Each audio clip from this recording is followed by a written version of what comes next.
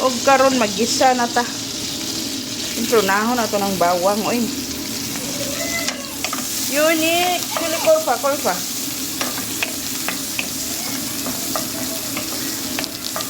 Pag humut-humut na ng bawang, butang itong sibuyas, ariglado. O, diba?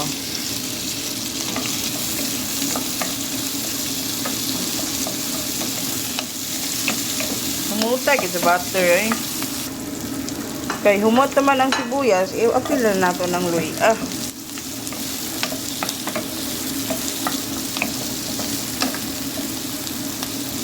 Then kay okay naman na siya, ibutang na nato ng manok. O, diba?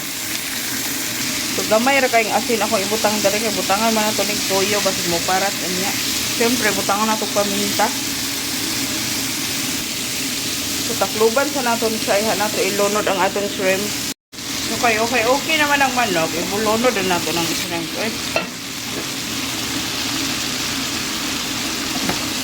Okay nato naghinay-hinay. Prusen pa man ito. So, ato sa ng takluban. So, para yun muhumog atong manok, no? Butangan na ito gamayng tubig. So, magbutang na tag toyo. Pero much better kung naamoy oyster sauce. Mas lami siya. Pero man tayo oyster sauce. Dereng dapita. Wata kapalit. Toyo rin na.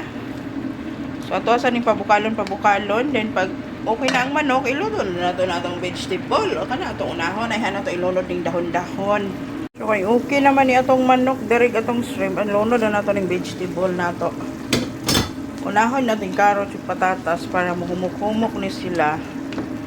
Before nato ibutang natong cabbage ug atong cauliflower ug atong bell pepper na green. So, ato asa ni i-close the door, charot. Takpan para lumambot. Ang lami kay kog sudan, chopsoy, pero wala antay oyster toyo ratong butangan na din. Wala na nako gipalapot kay gusto kog sabaw-sabaw. Maingon na po din akong basya daring putot. Dambuhala balyena tambok sitira. Pag show dira lisod po daghan bi kay pagkaon darin no. Gibless bi ako butan nga amo. Pag show dra putot, may man ko kay pwede mo ko magpaniwang kung akong gustohon. Nga ikaw, mutaas pa ka. Yaha kang pututa ka. Hello guys, nakalimutan ko mag-dinner kanina, nabusog ako sa tinapay. So, sayang naman yung in-order ng alaga ko. Nag-effort siyang mag-order, tapos di ko kakainin. So, re-heat ko na lang siya sa microwave. Kainin ko na lang din. So, ito siya, biryani. Tapos, ang sarap ng chicken niya. Tapos, ito, may sabaw ng konti. Tapos, may salad tayo. So, kakainin na lang natin kasi masayang siya. Inay ng heater ko. Hi guys! For today's video, so magluto na yung tag lumpiang gulay or lumpiang okoy. So, nata diray bawang, sibuyas, manok, hipon, tsaka bell pepper, repolyo. Pinaghalo ko na dito yung patatas, carrots, at tsaka kamote. So, yan yung gagamitin natin para sa ating lumpia. Nakamasa na rin ako ng panglumpia wrapper. So, pagkaluto nito, ibabalot din natin agad. So, nagpainit na sa itong lutuan. Butangan na itong butter. Butter yung gagamitin natin ngayon. Wala lang, trip ko lang mag-butter kasi mas mabango. Sarap. Unahin natin yung bawang. Pag maamoy-amoy na yung bawang, ay di ilagay mo na yung sibuyas. So, pag naamoy mo na yung bawang, lagay mo na yung sibuyas. Ano pang hintayin mo? So, pag okay na yung bawang sibuyas, ay ilagay mo na yung manok. Huwag mo nang patagalin. Pag medyo okay na yung manok, ilagay mo na yung hipon. Sus, ano pang hinihintay ng hipon na yan? Kailangan pa ba yung patagalin? Pagkatapos yan, pwede mo na lagyan ng pangpalasa. Lagyan mo ng paminta. Saka kunting asin kasi maglalagay tayo ng toyo. Yan, kunting asin lang baka mamaya umalat naman. At sa tingin mong luto na yung hipon at manok, huwag mo nang hintayin, mag-iba yung kulay ng hipon kasi walang balat yan. Hoy, puti talaga yan. So, ilagay mo na yung ating gulay. Carrots, patatas, at saka yung ating sweet potato o kamote. Ano ba? Ayan. Tapos halu-haluin mo na. Para yung lasa niya ay talagang papasok lahat. Charot. Pagkatapos mo nitong halu-haluin, takpan mo muna para maluto naman ng konti. Pero half cook lang yung luto natin dito. Para mas masarap yung ating lumpia mamaya. At habang nag-aantay tayo ng ating lumpia na maluto, yung ating carrots, patatas at saka kamuti, magligpit-ligpit muna tayo ay. Tapon na natin sa basurahan tong dapat itapon. Para mamaya malinis na. Pag matapos tayo, okay na. Di kain na lang tayo. So magpunas-punas muna tayo dito. Yung mga dapat iligpit na. Maliit lang yung aking toyo, malapit na maubos. Maghugas tayo mamaya. Check natin yung ating na-rest na wrapper kung anong resulta. Medyo okay na siya. So kailangan pa natin siya imasa pa ulit para elastic talaga siya mamaya. Yan. Tamang-tama pag naluto yung ating lumpia, okay na rin to. Kasi 15 to 20 minutes lang naman to i-rest pagkatapos mong namasa. Ayan, pero matagal ko na itong na-rest. Siguro mga 30 minutes na. Para mas ma-elastic pa siya. Huwag kayong mag-alala, ganyan talaga yung gumawa ng lumpia. Nakakamay talaga. Ang importante, naghugas ka ng kamay kahapon. Ha! Tinikman ko na nga yung ating kamuti, patatas at saka carrots. Okay na siya, half cook na siya. Ito yung gusto ko, half cook lang. So ilagay na natin tong ating repolyo at saka bell pepper.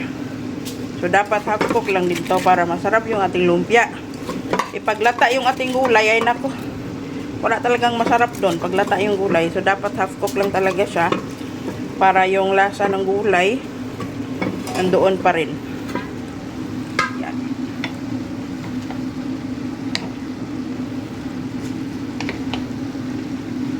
Wala tayong ibang mahanap na gulay kaya okay na rin to. Yung iba naman ito, pag hindi natin nabalot lahat, ay di iulam natin. Pwede naman. Wala nang balot-balot. Diba? So, dapat half cook lang yung ating repolyo at saka bell pepper. Para pantay silang lahat.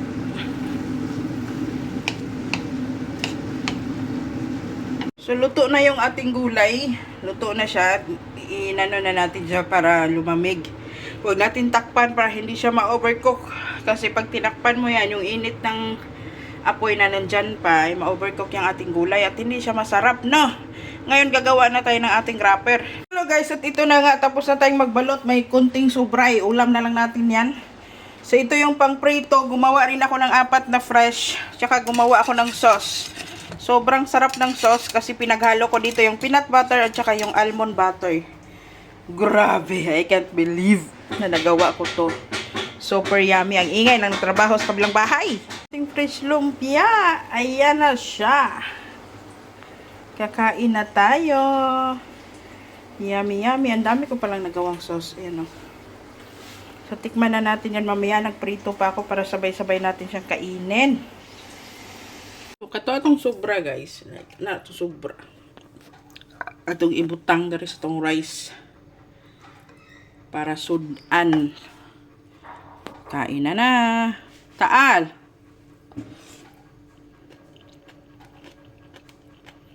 Mino. Hello guys, magluto dahil takaroon og makaronya kodra. So macaroni nga naay manok, then naay mga gulay-gulay. So syempre mo na ito ingredients: manok, carrots, patatas, bell pepper, sibuyas, bawang, kamatis. Then ang atong mga spices nga pangpalasa, turmeric, chicken masala o biryani mix. Syempre natay ka ng bay leaves or paminta, dahon ng paminta, cinnamon stick, cardamoms, basta something. Dayon kaning isa cloves, dayon green cardamoms ba? Black lemon. Then syempre natay tomato paste. Then mo niya atong macaroni, syempre butangan atong asin. But first atong pang gipainit, butangan atong nagmantika, hoy. Kay magisa-gisa sa ta. O di ko. Pag mantika kay magisa-gisa ta. Syempre unahon na to ng bawang. Pa mainit niya tong mantika ay dali. Hoy. Excited, di pa mainit.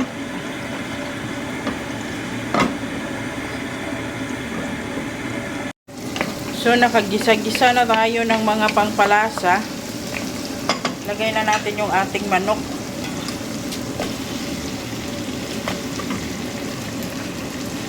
Halo-haloin konti. Lagyan ng asin.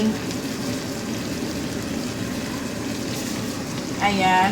Tapos lagay na natin yung ating mga powder na mga pampalasa. Tapos maya na natin haluin. Takpan muna natin, no. Nag-isa na natin yung ating manok. Lagyan na natin ng ating tawag dito, tomato paste. Yan, mga kalahati. Kasi konti lang naman lutuin natin. So, halo-haluin. Tulad ng dati, halo-haluin pa rin. So, pag nahalo-halo mo na, takpan mo muna saglit para lumasa. Pero bago mo siya takpan, ilagay mo muna yung patatas at saka carrots para lumambot na. Tapos, takpan muna. So, check natin. Ayan, okay na yan. Pag tingin nyo na okay na, lagyan nyo na ng tubig. Mas okay kung nakapakulo na kayo ng tubig. Para hindi kayo mag-antay ng matagal kung kailan kukulo. Ayan. Palambutin nyo muna yung patatas at saka carrots at yung manok bago nyo ilagay yung macaroni. So, ayan, pakuluin muna natin yan hanggang sa lumambot. Tapos, balikan natin mamaya. So, habang nag-aantay na lumambot yung ating sinalang dito na yung para sa macarona kodra, gawa muna tayo ng sharia. So, ito yon. Kung ano yan, ito yan siya, oh. Ito siya.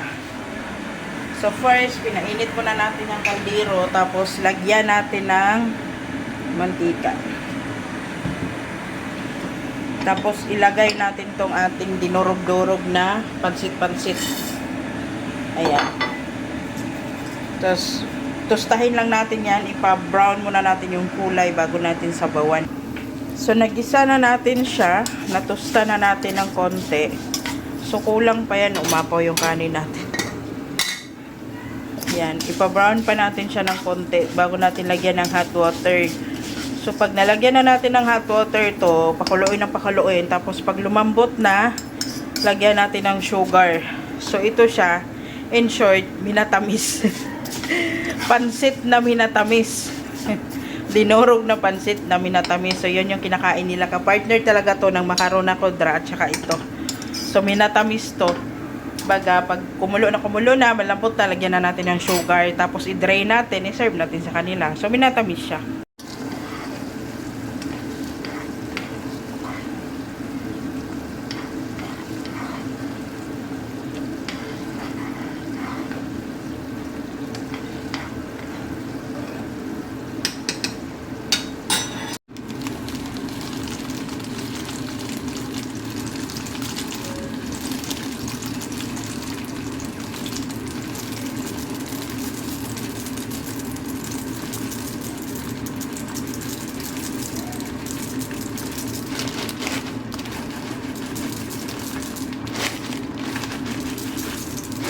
So, ito na guys, malambot na yung ating The Judge Macaronia o Macaronia The Judge a la Kodra.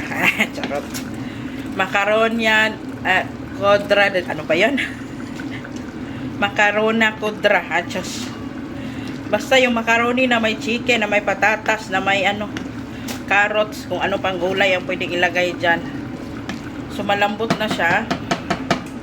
Pwede na nating i-serve, pero hindi pa luto yung ating palambutin pa natin to konti.